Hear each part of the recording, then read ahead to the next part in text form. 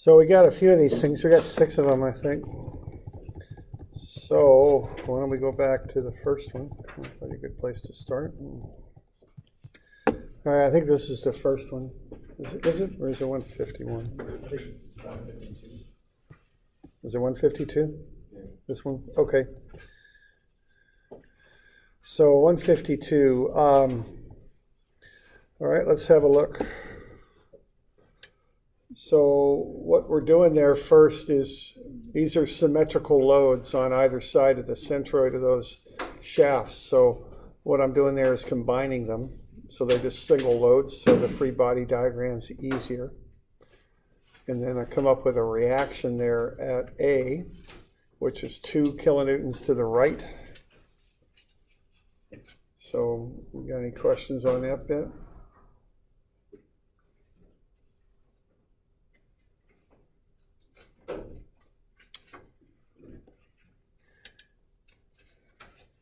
Now, what you want to do on this is kind of cumulatively work your way out from A to B, then from B to C, and then from C to D.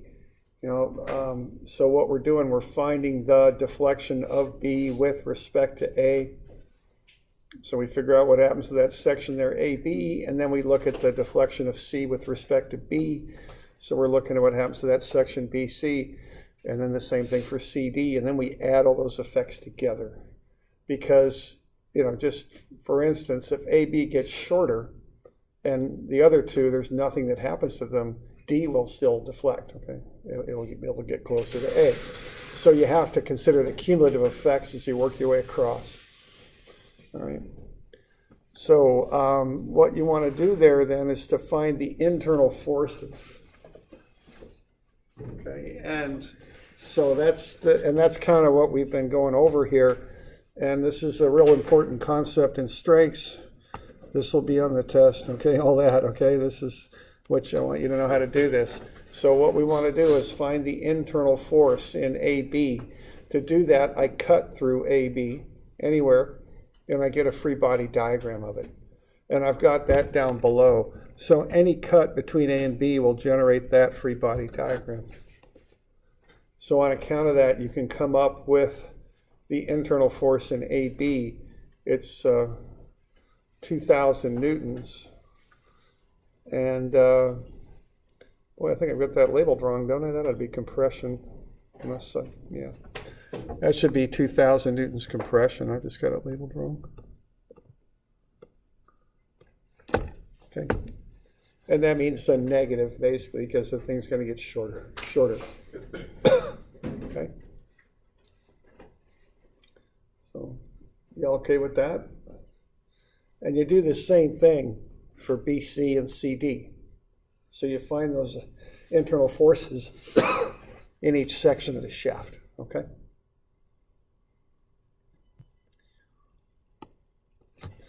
All right, and then the other information, it's just PL over AE, because that's what we're using. The relationship that we're using here is that delta, the change in length, whatever you want to call it, delta, deformation, deflection, whatever you want to call it, is PL over AE. That's that basic formula that you use for axial loads.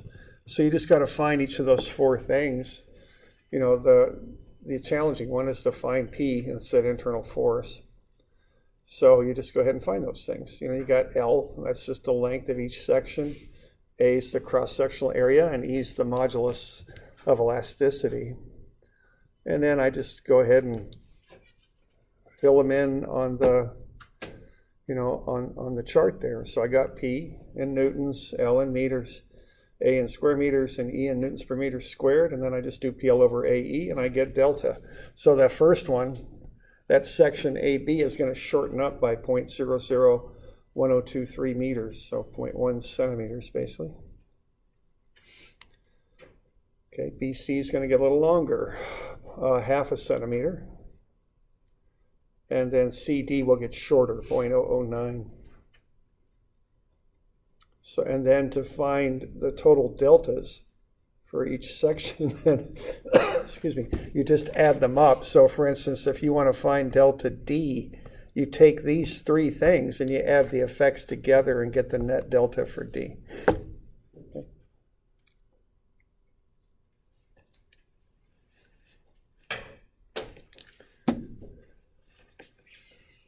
We got any questions on that? The approach there? Yeah. Could it be done starting from the other side, starting from D? Could it be done from the other side? Well, it could, but the one thing, I started A because it's set. That's a fixed point. So my tendency is very strongly to start there because I'm measuring from a fixed point. All you're really doing is finding the three deltas and adding them together. Finding those internal forces, you could take either side you wanted, really. It's easier going from a fixed point. Well, let's see. I'm not, depending on what you meant by your question. I mean, if you want to find the internal force, you can sure do that. There's no problem doing that.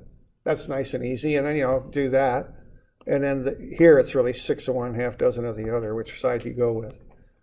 You know what I mean? Was that the nature of what you were kind of asking there? Or? Pretty much. Yeah, okay, yeah. If y'all want to find CD, I'd probably start at the right because it's easier. It's going to be 8,000 compression. Depends on what you're asking for. Well, I guess my answer was more about how you start to measure. When you start finding the deformation of D, you really do need to start from A and go to B and then B to C and then C to D, kind of working your way out to get a meaningful answer.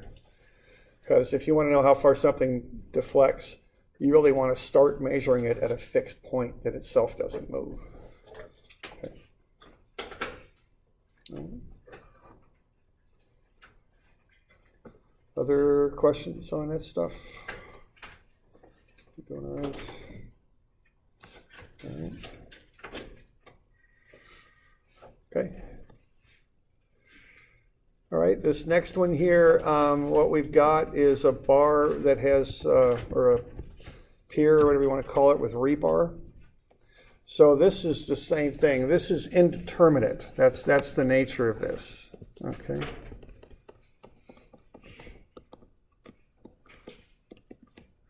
And you need to recognize that, okay? And really the only meaningful equation you can work with this in statics is sum of Fy is 0. And what you've got then for the forces is the force in the concrete and the force in the rebar in the y direction. So there's two unknowns, but only one equation to look at them with statics. So the other equation you want to work with is that delta for the concrete is equal for delta for the steel. The steel's the rebar. And then delta is equal to PL over AE, okay? So what you're doing there, you're setting up a geometric relationship with the deltas, but then you can relate those also to the loads. That's the idea, okay? Which is really what you want to do because you've only got one equation there for the loads with statics. Sum of Fy is 0. But you can generate a second using this geometric relationship, and then delta is PL over AE. So that's kind of the gist of that one. All right. So you want to start looking at that. Now, sum of Fy is pretty straightforward. You're just going to have the load in the concrete plus the load in the steel minus the 90,000 is equal to 0. I mean, that's basically about it. And really all that tells you is the load in the steel is either 90,000 minus the load in the concrete or the other way around, okay? You could write it either way. It doesn't really matter. And all you're saying there is the sum of the two forces is 90,000 is really all you're saying. I'm just setting it up there for a substitution is all I'm doing. Okay? So that's the statics. Now the strengths is based on PL over AE. Okay? So with the strengths, what you've got here when you push down on that pier is everything's going to move the same amount. So that's the deal with the strengths on this, is delta steel is equal to delta concrete. There's really, it's quite straightforward there. And then you're just going to equate that to PL over AE.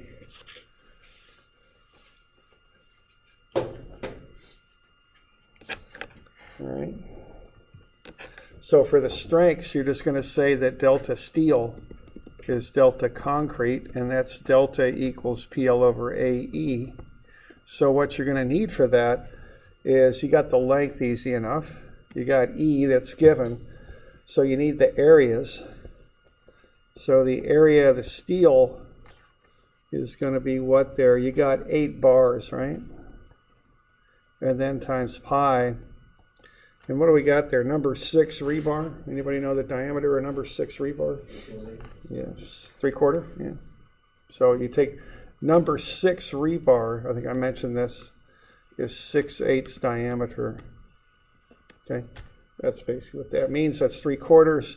It's 0.75. That's diameter. You know, normally when you spec out round things, you go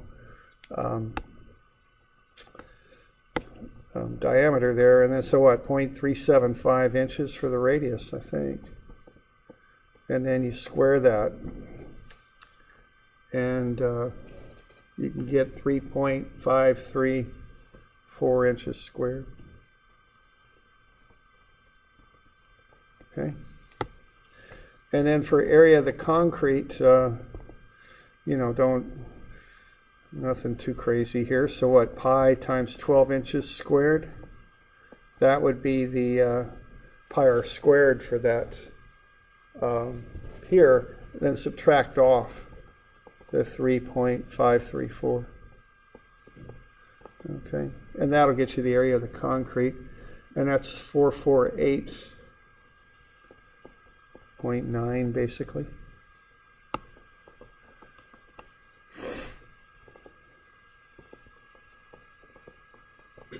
All right, so, okay. We got any questions on that bit? Okay.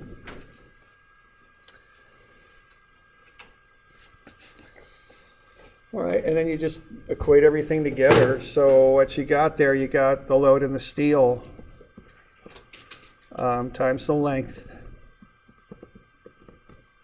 over the area of the steel.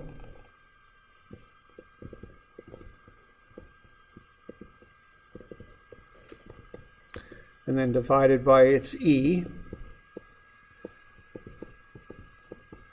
And that's 29 times 10 to the 6 pounds per inch squared. That's a pretty standard E for structural steel. That's a number that if you do that kind of engineering, or if you take enough classes, you're not able to forget. That gets into your head a little bit. Okay.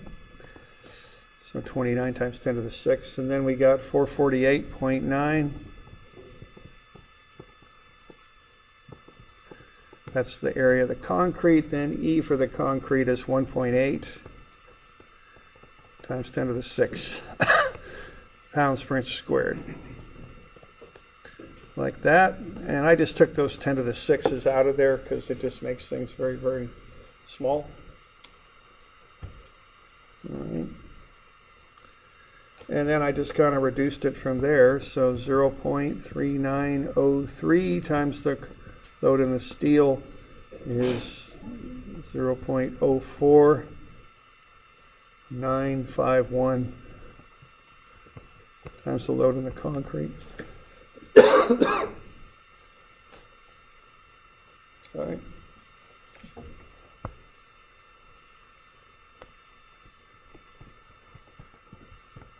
So there's equation 2. You can use either one of these, it really doesn't matter. It's equation 1. Okay. 2 equations, 2 unknowns. Okay. Now, of course, on your homework, you want to use a solver on your calculator. Just use it. Just, you know, I want you to show your work, but the way you show your work is you just say, what's the standard calculator these days? 89s? 86? Okay. 36? Oh, well, for homework, it'd be anything. 83. Yeah.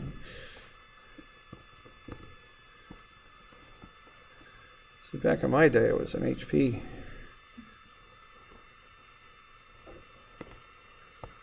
So you can just go like that. And the magic answer comes out. Just go ahead and do that. Okay. You know, keep in mind when you're working, you use any tool you can. I mean, you know, and I think I mentioned this before. I can program on this thing pretty well. So that's my first line. And it's a very good calculator. Good buttons, which might sound a little silly, but When I hit a button, I know it. And that's, for me, a calculator's like a hammer is for a carpenter. I mean, I'm particular about them. So that thing, I can get good data entry, good robust operating system, RPN. You all know RPN? Reverse Polish notation, developed by a Polish scientist. Real efficient way to enter numbers in. HP uses that. And I can program it. And then the next jump up for me is Excel. So, just figure out some tools you like to use and get good at them. Save you a lot of time and errors. Of course, on a test, it's 36s, or that TI 36 is kind of a standard one. But on homework, anything goes. I don't care. Okay. They don't use HPs much. Everyone used to have an HP back in the day, but now it's TIs. They've kind of moved into that market. Okay, so 2 equations, 2 unknowns. I had a friend that dropped his HP into the ocean, which is bad for electronics, obviously. So he was a smart guy, though. He took it right out of the ocean. He got a 5-gallon bucket, filled it with fresh water, threw it in there, and just kept changing out the fresh water for a long time. Worked fine after he kind of rinsed it off. So. They used to drop them out of the second-story window, too. That was their test out at HP. They'd take their calculators and throw them out the second-story window, be sure they still worked when they hit. So they were pretty good. All right. Next one. Here we go. So on this one, remember to recognize these for what they are. They're statically indeterminate, okay? And get in the habit of recognizing this, because if you don't, and you get a test question on this, you'll really bust it, because you've got to recognize them for what they are. So when you have a problem like this, or you're trying to find the force in some members, if you can't find it with statics, you've got to use statics and strengths both. It's statically indeterminate. This one is statically indeterminate. There's too many reactions. See, if you drew up a little statics free body diagram, you'd have RAX, RAY, RB, and RC, and that's one too many, okay? You can't solve it, okay? So the first thing you have to recognize here is it's statically indeterminate. And if it's statically indeterminate, the next thing you realize is you still have to do statics to get what you can out of statics, but then also you use delta equals PL over AE. You got to use those in conjunction to solve it. That's kind of the thought process on that, to figure out what you need to do. All right. So on this one, what I want to find out is BE and CF. That's what I really want to know about. And then I want to know how far down does D go, okay? So what's the one equation I can use that will involve BE and CF, do you suppose, from statics? You all remember statics? Yeah, moment. Yeah, see, what really the only useful statics equation here is sum of MA is equal to 0. Okay, because when you go sum of moments about A, what you do is you eliminate the force in A, okay, because you're taking moments about it, so those forces have no moment arm, okay? And so you do that, okay? And then we get something like that, and then we get minus 15,000 pounds, 60 inches, I think. Okay, so that's the only real useful statics equation you've got. See, if you were to do sum of Fy equals 0, it wouldn't do you much good, because you'd have RAY as an unknown. You'd add an extra unknown, and you'd still have or the load in BE and the load in CF as unknowns, which you would generate another equation, but you'd also pick up another unknown, and that's RAY. So that sum of Fy isn't going to do you any good on this, okay? All right, so on that one, you want to set that relationship up.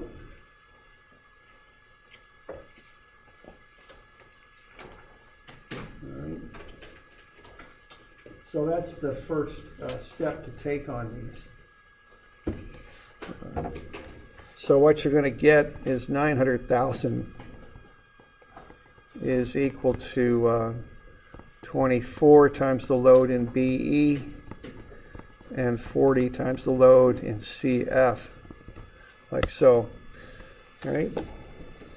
So you got one equation with two unknowns, so you just need another equation that will involve those two unknowns. And as I was mentioning last week, the way to go here is to look at the deformation. We're assuming that the thing's going to swing about A. And if it does that, you're going to get delta B and delta C. Now that thing is rotating about A, as I'm showing in the top sketch. But for small rotations, and you could kind of check this out on your calculator if you wanted to see what small really means. My guess is 5 degrees or less would be plenty good. Up 10, you're still pretty good at 10. Okay? Would be my guess. What you can do, you can approximate that as a right triangle. It's just much easier to handle the mathematics if you just do that. You lose a little bit of accuracy, but not much. So it's not moving at A staying still, the bar's swinging down. And so what you got are those two deltas. And see, they're proportional to one another with similar triangles. So what you can say there is that delta B is to its length, which I think is 24 inches. And that's going to equal delta C to its distance from A, not 16. You don't want that. You want 40, okay? The total distance from A. So this one's a little more complicated than the concrete pier one, because you just don't set delta equal to delta. It's not quite that simple. You've got to do a little bit of geometry here, okay? And then, of course, you can cross multiply and get 40 times delta B is equal to 24 delta C. Okay, like that. So the pattern on these statically indeterminate problems is you set up a statics equation, get as much as you can out of that, and then set up your delta equation, okay, based on the geometry.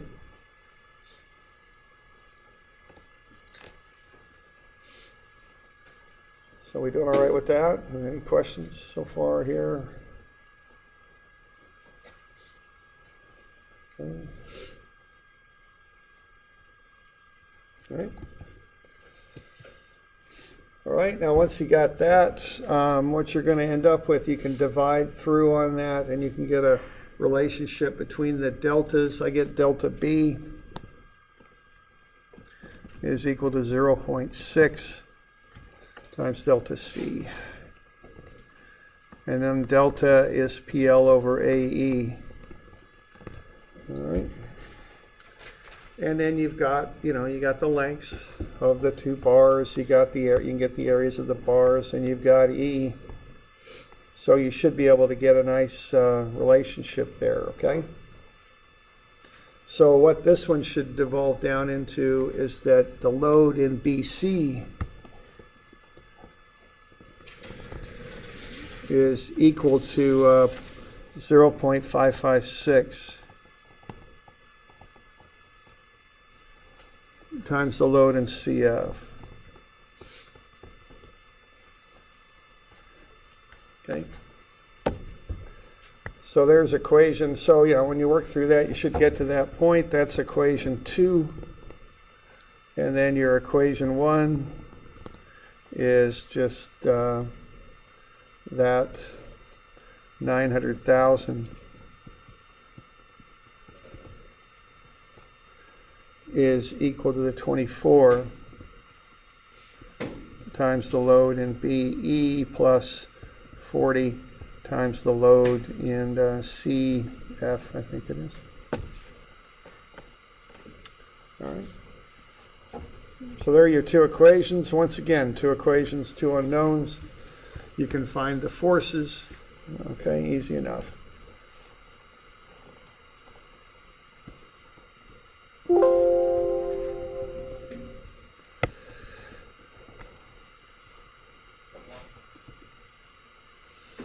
And that's FBE.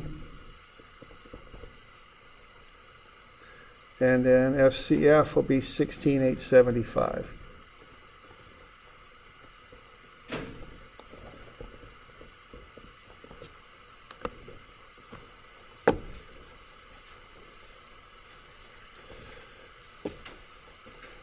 So are we okay with that?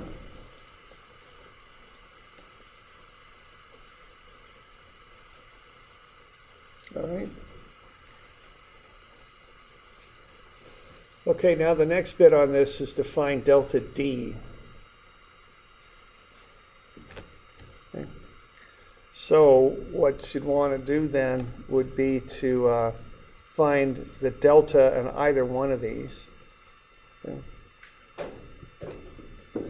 So you're going to want to do delta is equal to PL over AE. So on account of that, you can find the deltas. Delta B is equal to 0.003516. And then delta C is 0.005859. And then the assumption there is that ABCD is just a straight line. So what you've got then is just similar triangles again. Okay. You really don't even need to find both deltas. You could just find one. So that's 24 inches. And then the total is 60.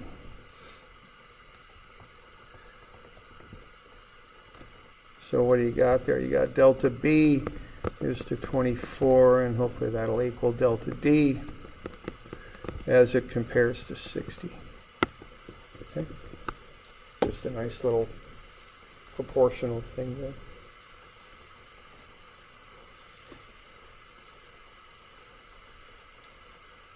Doing all right with that?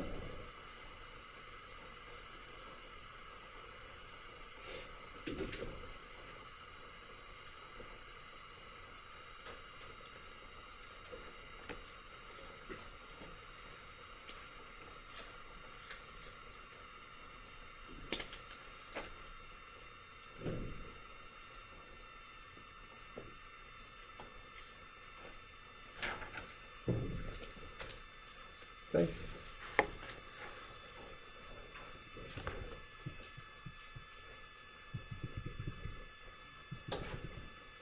Okay, next one's here, 172. You got any questions particularly on this one?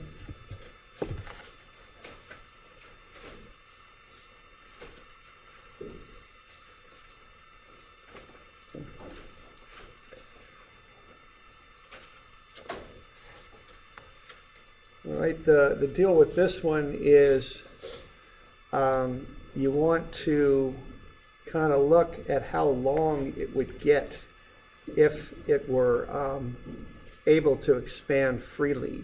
That's always how I approach these. So we want to, of course, find the area of this thing. We'll need that, and that'll be 0.06 square meters. And then what you want to do is look at the change in temperature, because the temperature is going to go up, and when that happens, of course, it'll get longer. And that looks to be kind of a lot there, 34 degrees, I think. Yeah. All right, and then what you want to do is find the strain due to temperature. And what that is alpha, which is that coefficient of thermal expansion, times delta T. And that will get you the strain, and that's 0.0204. Now that's a unitless number. That's like a proportion of lengthening. So basically that thing's going to try and get 2% longer is what it's going to try and do. Now what we've got here is that epsilon is equal to delta over L. So delta is epsilon times L. Okay, that'll be the next thing to do here, like so. So you just take the strain. Now the convention here is use the original length. You know, there's always, you can kind of think yourself in circles sometimes. Well, is the length 1.8 Or 1.8, would it be 1.815? Would it be this? Would it be that? Usually these deformations are not so great that, nor are these calculations so accurate that you need to get that, concerned about that. The convention is just to use the original length, so 1.8. So if you take the strain times that, you'll get the delta. And what's going to happen here is that thing's going to try and get longer, but more than the gap will allow. So that'll be 0.03672. Okay? So what's happening with this is it's attempting to do this. Okay? And that distance there is 0.03672 meters. Okay? Now, of course, it can't do that. So what you're going to want to do then is figure out how much it's going to get pushed back. And these things can sometimes get a little tricky. I mean, not always, but sometimes they can. So what I do on these, again, I think of that as being the original length there. Then I think of that ceiling as pushing down like that. And I want to figure out how hard does the ceiling have to push down to get that thing such that it only has a delta of 0.015. That's how I think about it, okay? So what I'm going to do next is find delta, and I'll call this sigma, okay? Because that delta for temperature is how much it would expand if it were allowed to just freely expand out. But delta for sigma here is how much stress is developed pushing it back to where the ceiling is. So they're different deltas, so I'm labeling them differently. It's not like that's some sort of official notation or anything, but I need to somehow distinguish between them, so that's what I'm doing, okay? That's really only real, that's all I'm doing there. Okay, so what that's going to be is 0.03672 minus the 0.015, okay? So what's happening is the only delta that's really causing stress here is 0.02172 meters, okay? So that's the thought process on this one. I'm only going to really look at this top deformation right there, and that's 0.02172. Okay.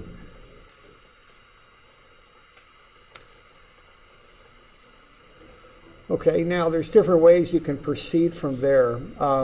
You just need to figure out the stress in the bar and the force on the wall. And, there's different ways to get there. What you're going to do next here is delta is PL over AE.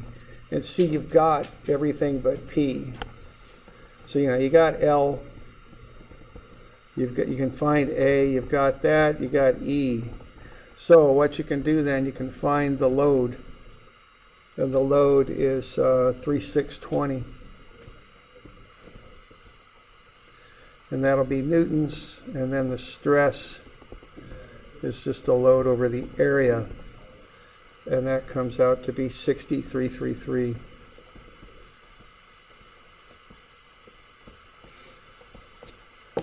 Okay.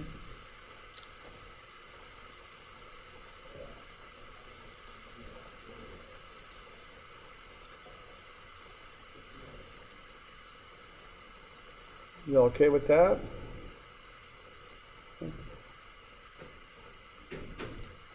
So the important thing on that one is just to identify the delta that is required to get it to that final length. It's actually 1.815. Okay? And I think of that expansion as occurring and the ceiling is pushing that bar down. Is how I think about it. Okay?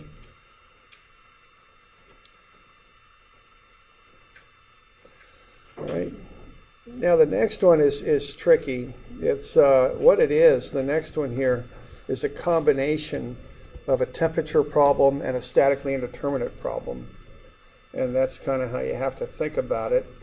There's also some little. You kind of have to think about the deltas very carefully on this.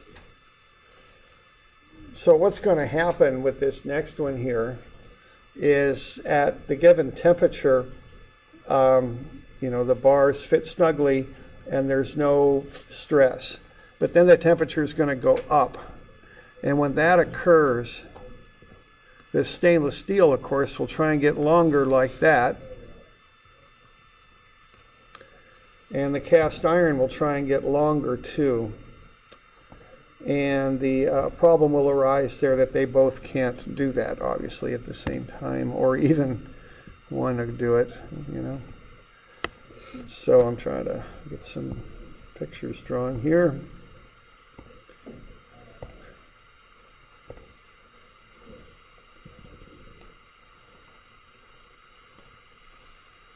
There we go.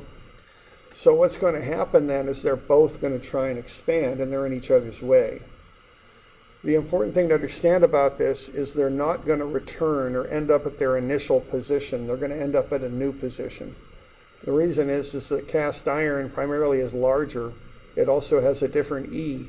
It's going to end up getting, or excuse me, the stainless steel, it has a bigger area. And there's some other factors too that lead to the fact that the stainless steel is going to push the cast iron a little bit back. So you have to find the equilibrium position where they end up. Okay? So I kind of think of them starting in this impossible situation where they've both expanded out due to temperature, and then they push back. And where they end up has nothing to do with where they started. That's the important thing to understand about this one. Okay? So there's lots of preliminary stuff to do on this thing. Get the change in temperature. It's 14. Get the areas of both materials and find epsilon for temperature. For the stainless, it's 0.000238. For the cast, it's 0.000154. And then find the delta for both materials. So 0.001666 for the stainless and 0.000077 for the cast. And then you add them together and get what I call the total overlap. So that's the starting point right there, is getting that overlap. Now, of course, that can't happen, but that's how I think about it. They're overlapped by 0.0002436. So what's going to happen is they're going to start pushing on each other, and they're going to end up in an equilibrium position. Now, the total delta between the two of them is going to be that overlap number, 0.0002436, when they start pushing on each other. And you just want to realize that's the total. That's delta stainless plus delta cast due to the fact they're pushing on each other.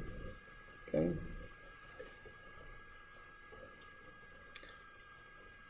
So a good bit of preliminary type stuff to do there. So I found the change in temperature, I found the areas, I found the strain due to temperature, and then the deltas due to temperature, and then I just added the two deltas together to get the total overlap.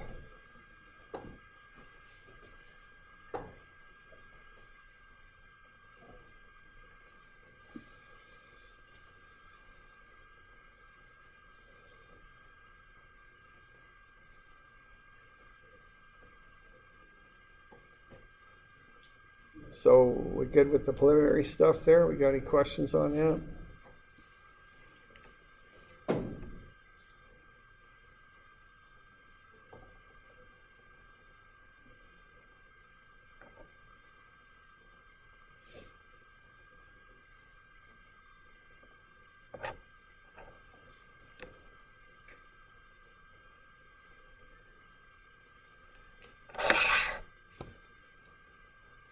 Okay. All right. So now I got how much they would like to overlap, might be the way to say it. All right, now let's see what's going to happen. See, they're going to push on each other. They'll come to rest when equilibrium occurs. That's when the load in the stainless equals the load in the cast iron. Okay, and delta equals PL over AE. So what that means is the force is delta AE over L. So what you can do is work through that and figure out what the ratio of the deformations are when they come back. Okay. So what you can say there, for instance, is that delta stainless times its area, 0.01767,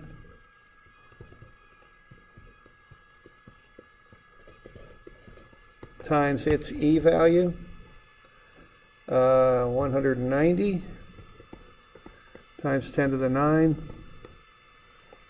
newtons per meter squared, divided by its length, and again, you just use the original length, that's all you do. And that's going to equal the stuff for the cast, see? And then you can just work that down and get a ratio between the two. This is basically handling it like it's statically indeterminate, which it is right now. Okay? So you just work it back. Okay. So what you got then is the ratio between the delta stainless and the delta cast iron. So the delta cast iron is 3 times what the delta stainless is. Stainless is primarily larger. It's also got a different E and things, so it's going to push that cast iron back. That's what it's going to do. All right. But now what you know is the total overlap you've got to work with. Okay. So the 2 bars will push on each other and come to rest where equilibrium occurs. So again, that final position is not the initial position. So you know the overlap is 0.0002437, and you know that the delta cast iron is 3.193 times delta stainless. So I can just substitute this in for the cast delta, and I know the sum of the two is going to be the overlap, 0.0002436. So based on that, I can find delta for the stainless, substitute back, and delta for the cast iron. And then I went ahead and checked. I just added them together, and they came up to be the total overlap. So that's good. Okay.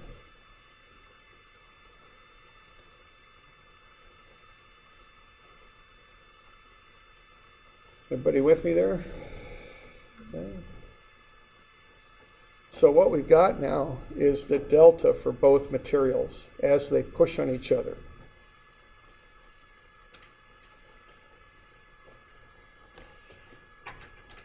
Okay. Now you got the deltas. What you can now do is back into what the forces have to be, because delta is PL over AE. Excuse me. Okay. So the last bit there is just to back solve for the forces. So delta is PL over AE, so P is delta AE over L. You can go ahead and figure out what the load is in the stainless and what the load is in the cast iron. And then those are the reactions too. A little bit of rounding error, but nothing at all significant. Okay.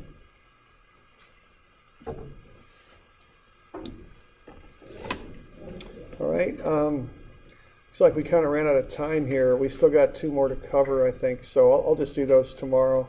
You can turn the homework in Thursday if you want. Okay. So you can keep it till Thursday. There's a couple more to still be covered here, I think. All right. So we good? If you got questions on this one, let me know tomorrow too. Okay.